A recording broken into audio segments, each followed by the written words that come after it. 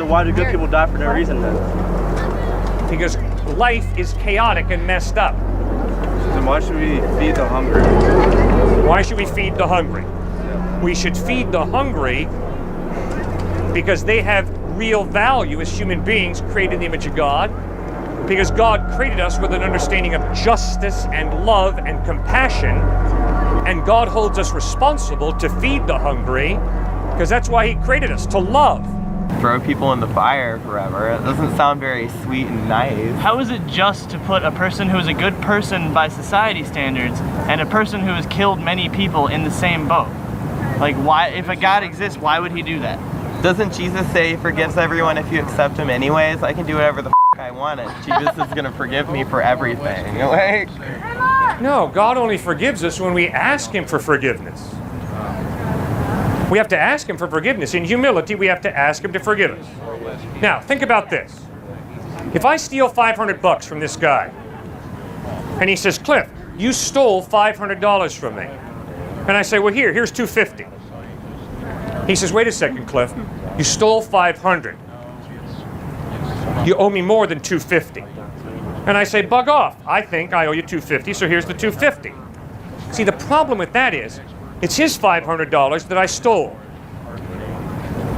And for me to think that I just can give him $250 and that's justice is wrong. you should give him interest. Okay?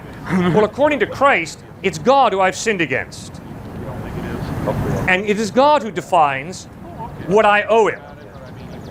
And according to God, when I sin, what I owe Him is my life. The wages of sin is death. God's a selfish. What does He owe Why me is when God I a get selfish cancer? person? I think God should give me something nice if I get cancer. He's the one who gave me it. You know, like, if I have to give God all this when I get cancer or HIV or some disease, doesn't God owe me something? No, God doesn't owe us anything. God gave us the gift of life and we messed it up. So God has been very generous. God gave His only Son, Christ, to bleed and die on a cross. So, I mean, God has given Himself for us. Now, the question is, how are we going to respond to God's grace, to His generosity? That's the question. How are you going to respond to God's love, to His generosity? How am I going to respond to God's love and God's generosity? That's the issue. Think carefully. Now, why do you say that God is such a horrible being? Sir, what's your point? Why do you think God is such a horrible being? Because He's jealous and selfish. Jealous? Yeah. No gods before me. I mean, why does it matter to Him? He's an omnipotent being. It has no effect on Him whatsoever. Good. What we do. Good. Why does He care? Very good. Okay, I have 3 sons. If one of my 3 sons is buying into drug addiction, and he goes out on the street corner and meets with a drug dealer, if I'm not jealous for my son's allegiance, there's something wrong with my love. If I walk into my house and my wife is in the arms of another man and I experience no jealousy, then I don't understand what love is. You don't have 6 billion sons. Yeah, but when we talk about God's jealousy, we're talking about His love, which is committed to us. And because His love is committed to us, when He watches us go after idols that lead to destruction, He is jealous. Yes, He's so committed to us that He gives cancer to good people. God doesn't give cancer to good people. Really? Really? Who gives cancer to good people then? You and I live in a cursed, messed up world, just in case you haven't noticed. Wasn't Jesus supposed to? And there's a lot of change that havoc to and a lot of Messiah? chaos. And when you read the Bible, you bump into Genesis chapter 3. And in Genesis chapter 3, we read about a fall. And it's a big fall. It's not a question of someone stubbing their toe. Adam and Eve commit cosmic treason against God. There's a major fall. And that's where the earth is messed up. What's the point of the book of Job? Did Job sin? Is that why he suffered? No. Job suffered because he was born into a cursed, unfair world. Job suffered because God had a bet with Satan. Yes, Satan obviously challenged the integrity of Job's faith, correct. So God has a gambling problem. No, it's an issue of free will. It's an issue of free will. And obviously Satan's point was, the only reason Job has faith in you is because he knows who butters his bread. And his faith is just based on you unloading the goody-goodies on him. And once you take the goody-goodies away, he'll curse you to your face. But we're missing the point that God felt he had to prove himself to Satan. Why did he feel he needed to prove himself to Satan? God didn't have to prove himself to Satan. He didn't have to, but he felt he needed to. No, and he did not. The book of Job is not about God proving anything. The book of Job is a challenge of, is Job's faith based on having the goody-goodies in life delivered on a silver platter, or is Job's faith based on the character of God being good in spite of the circumstances of life? And when the circumstances of life turn unfair and cruel, Job's faith is so magnificent because his faith is not based on the circumstances of life, it's based on the character of God. And that's incredible. I mean, you're saying every other religion's wrong. Who are you to say that? I am saying that Jesus Christ is reliable. And you're right, Jesus Christ contradicts Buddha, Muhammad, the avatars of Hinduism. The law of non-contradiction applies.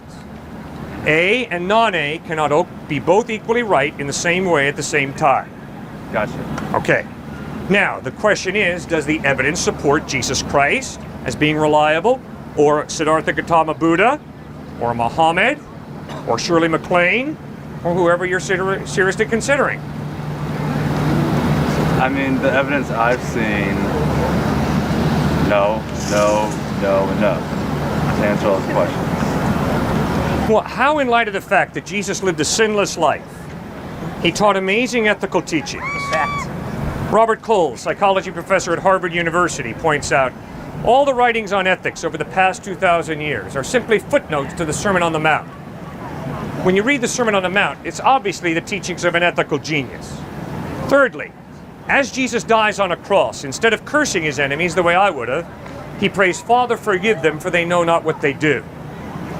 And then fourthly, 3 days after he dies, he physically, bodily rises from the dead, and over a period of 40 days appears to over 500 people who see him risen from the dead. The evidence is you can trust Christ because he's credible. Okay, guess what, man? My grandpa died and resurrected 50 years ago. And he talked to 50 people. Do you believe me? No, you think I'm crazy. No, I don't think you're crazy. I'm going to ask you, what's the evidence that your grandpa really rose from the dead 50 years ago? I have a book here. Well, give me the evidence that your grandpa rose from the dead, and I'll look at the evidence. I have a book. You want the book? I thought you guys were at a very fine institution of higher learning, where you're being taught. Demand evidence before you believe. You've got to look for the evidence. The evidence is eyewitness accounts from people a couple thousand years ago. Yeah. That evidence wouldn't fly. That evidence wouldn't. The point, sorry, if I could That just the doesn't point is fly. that you have a series of anecdotes, and that's not hard evidence. You don't have videos, you don't have actual accounts, you don't have, you know, stuff that we can view today and actually legitimate. You have a series of anecdotes, and people would say that that's not hard evidence where other people would. And so how can you disclaim his evidence and say that this other evidence is correct when you have no way of legitimating either one? All right. Why do I trust the New Testament Gospels as being more than anecdotal? First point, the New Testament documents have so much more manuscript evidence than any document from antiquity, it's embarrassing. Aristotle, Plato, Thucydides, Herodotus. At the most, we have 20 extant manuscripts. That's all we've got, 20. For the New Testament, we have in Greek over 5,000. There's no comparison. The New Testament Gospels have more manuscript evidence than any document from antiquity. And certainly, I hope you guys think that Aristotle and Plato and Julius Caesar really did exist. I do, but Good. Julius Caesar's commentary isn't always reliable. Julius Caesar wrote about the Gallic Wars. I hope you think the Gallic Wars took place, because the historical evidence is they did. They did, but Julius Good. Caesar was a politician. Yeah. He wrote for entertainment, not only for the purposes of his own re-election. Good point. If you use evidence, it ceases to be faith. That's where you and I disagree. I would argue that if you believe something with no evidence, that is blind gullibility. Dude, you took the words right out of my mouth. Good. Honestly. And we're thinking together. Yeah. Faith had better be based on evidence. Otherwise, it is blind gullibility. Right. Right? Right. Okay. If Jesus Christ had been a first century Jimmy Jones or David Koresh, do you think I would put my faith in him? No. If Jesus Christ had not risen from the dead, do you think I'd put my faith in him? No. It is because Jesus Christ lived the quality of life that in my best moments I've tried to live, but have failed. And secondly, it's because Jesus died and rose from the dead. That is why I take a step of faith and trust in him. I don't go up to a street person and hand them my wallet. I hand my wallet to him because the evidence is he's trustworthy. That is faith, giving my wallet to him. How is God present on earth today? God is present in earth today by his Holy Spirit, drawing you to himself. He loves you. He wants you to spend eternity with him in heaven. And he wants you to live in a spiritual relationship with him. He's given you the gift of life. You have a date with death. He wants to give you eternal life. So what about Haiti? What about it? God just killed all those people? No. An earthquake is not God groaning. That's panentheism. But can God control all? Yes, God controls all. So why wouldn't he stop an earthquake from happening? It's real simple. God has chosen to partially limit his power by creating us with a free will. The reason that God chooses to limit his power is because if he doesn't give you a free will, can you love? Of course. How does a machine love? How does an automaton love? How does something that doesn't have a free will love? Is a machine alive? Does your dog love you? Sir, if you've been dating a young lady for the past 2 months and she's told you that she loves you, and tonight your father calls you up and says, son, I've been paying her $1,000 a week to love you, how would you feel?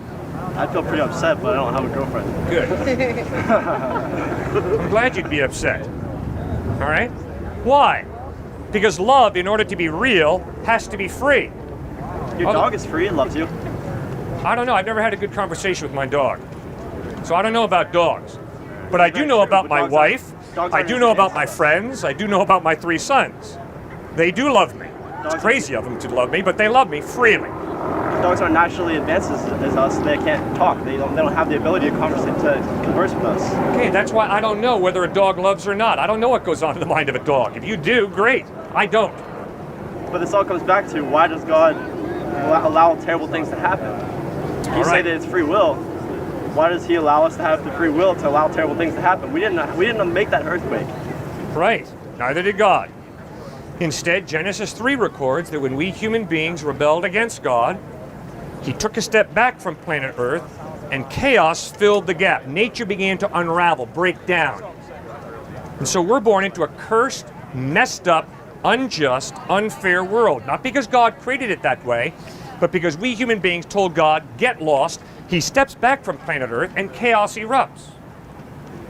So you're born into an unfair world, as am I, as are the Haitians. Nature's cursed. Cursed because we don't follow God. Cursed because we told God, get lost.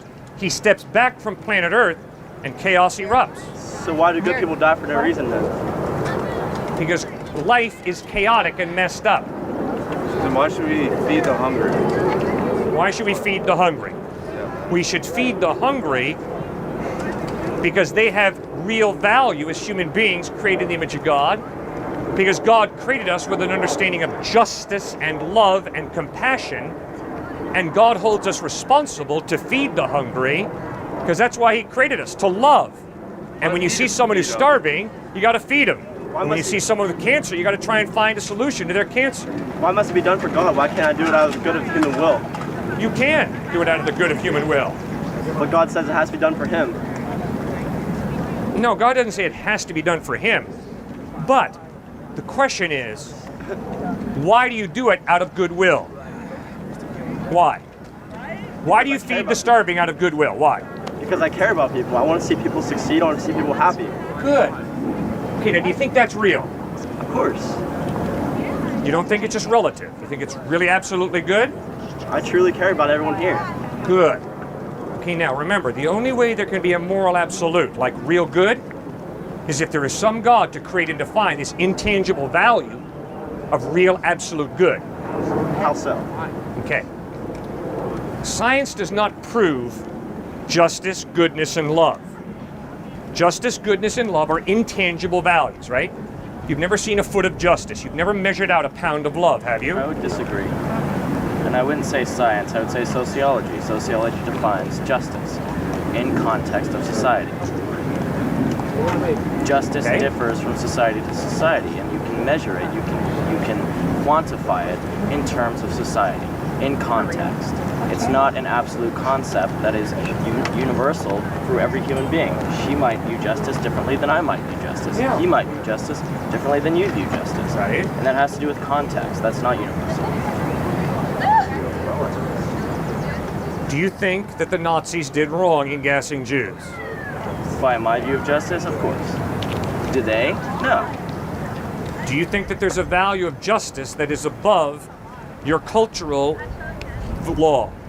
Of course. There's different views of justice, yes. No, but is there a law, is there a value of justice? Is there some staple of what justice is? No, I don't think so. Okay, good. You've heard of the Nuremberg trials? Yes. 1945 to 1949, right? Now, the lawyers for the Nazis were brilliant. And what they argued was, you allies have to understand something. These Nazi soldiers gassed Jews because their commander told them to. Yes. Secondly, because their culture told them to. Yes. So who do you Americans and English and French think you are in judging Nazis who were simply following orders and their culture? The Nuremberg trials shut down until the American counsel, Robert Jackson, stood up and said there is a law above the law. And according to this law, above the law of culture and powerful people, gassing Jews is absolutely wrong. And what law was that? Bingo. That's what you got to answer. No, that's the question I'm asking you. What is the Obviously, law that they said? Obviously, the only way there can be a law above the law of culture is if there is some type of mind prior to the human mind that defines what is just versus what is